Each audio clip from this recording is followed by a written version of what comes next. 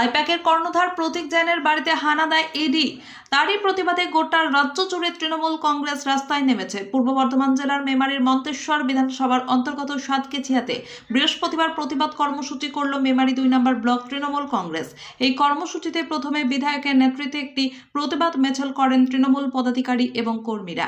এরপর সাতকেছিয়া চৌমাথায় একটি পথসভা অনুষ্ঠিত হয়।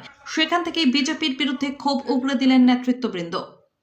এদিনের এই কর্মসূচিতে উপস্থিত ছিলেন মন্তেশ্বর বিধানসভার বিধায়ক সিদ্দিকুল্লাহ চৌধুরী, মেমারি 2 নম্বর পঞ্চায়েত সমিতির সহ সভাপতি গফফর মল্লিক, সাতগাছিয়া গ্রাম পঞ্চায়েতের উপপ্রধান গোলাম মুস্তাফা, মুকুল সাহা, রেখা পাত্র, আজিজুল হক সহ আরো অন্যান্যরা। কি বললেন বিধায়ক তথা রাজ্যের গ্রন্থাগার মন্ত্রী সিদ্দিকুল্লাহ চৌধুরী তা আমরা শুনব। মৃত্যুঞ্জয় যশের রিপোর্ট, NBS নিউজ। সকালে ইডি কেন্দ্রীয় এজেন্সি তৃণমূল দলের ইলেকশন বিষয়ক যে সহায়তা আপনার দল দিচ্ছে সেই এজেন্সিকে প্রতীক জৈন তার বাড়িকে অফিসকে ঘিরে একটা তাণ্ডব সামনে দেখা গেছে এবং প্রতিটি রাজনৈতিক দল বা ব্যক্তি তারা ব্যক্তিগত বা সমষ্টিগত কাজে সাহায্য নিতেই পারে, এটা কোনো অন্যায় কাজ নয়। ডাক্তারের কাছে আমার ট্রেকের প্রেসক্রিপশন আছে কি কোন এজেন্সির সাথে আমার আর্থিক লেনদেন, তার সাথে মৌ চুক্তি আছে অথবা কারোর সাথে জমি জমার লেনদেন আছে, এটা দুনিয়ায় বেঁচে থাকলে হয়। সেইভাবে দল প্রতীক জৈনকে যুক্ত করে তার সাথে ইলেকশনের ব্যাপারে একটা অবস্থান তৈরি করেছে। ইডি সিডি কোন এক কারণে তার বাড়ি ঢুকে দলীয় যে সমস্ত সূত্র, যে সমস্ত দলের কর্মকাণ্ড অথবা দলিল দস্তাবেজ জোর করে তারা হাতিয়ে নিতে চেয়েছিল।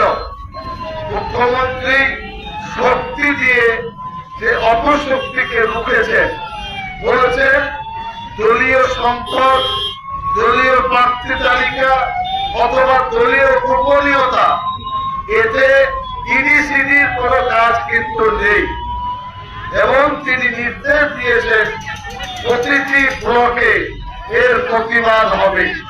সেই প্রতিবাদকে সামনে রেখে সাতগাছিয়াতে আজকে আমরা মিছিল এবং পথসভা দিয়ে প্রতিবাদ করলাম। বিরোধীরা বলছে যে এটা সংবিধান বিরোধী কাজ, মুখ্যমন্ত্রী তদন্তে বাধা দিচ্ছেন।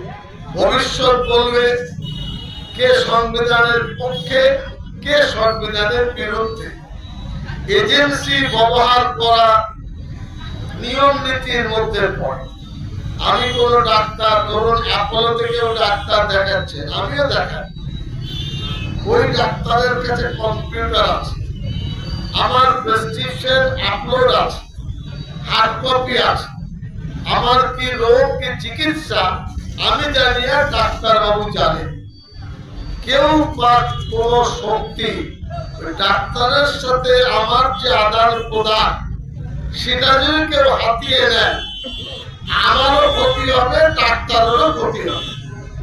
ঠিক প্রতীক জৈনকে ওইভাবে একটি এজেন্সি তাকে দিয়েছে যে রাজ্যের ভোটের কৌশলী হিসাবে আপনাকে আমরা চাইছি, এর আগে অনেক জায়গায় করেছে, আপনি আমাদের পাশে দাঁড়ান, আমাদের তথ্যগুলো আপনারা রাখুন, আমরা কর্মব্যস্ততায় যখন যেমন দরকার সেটা নেব।